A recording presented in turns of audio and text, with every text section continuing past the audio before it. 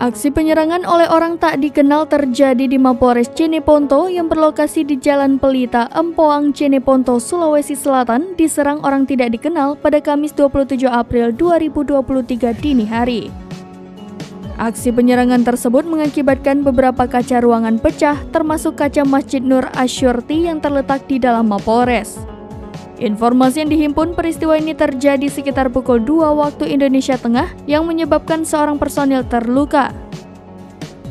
Kapolres Jeneponto AKBP Andi R. Suryono membenarkan adanya aksi penyerangan tersebut. Ia mengatakan kantor Kasih Propam, Intel, dan juga kaca masjid mengalami kerusakan akibat penyerangan tersebut. Sebelumnya, Polres Jeneponto dilaporkan mengalami pencurian mobil pengendali massa atau dalmas oleh orang tidak dikenal.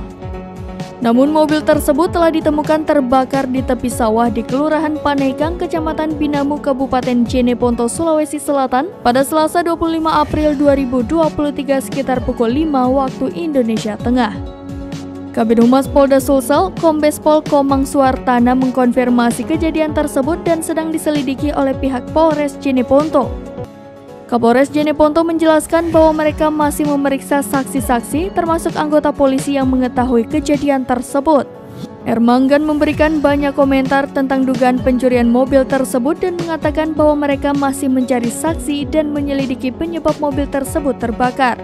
Informasi diperoleh sebelum ditemukan terbakar, truk dikemudikan seorang pria yang tidak dikenali. Pria tersebut mengemudikan truk pengangkut pasukan itu keluar dari markas Polres Jeneponto sekitar pukul 4:30 waktu Indonesia Tengah.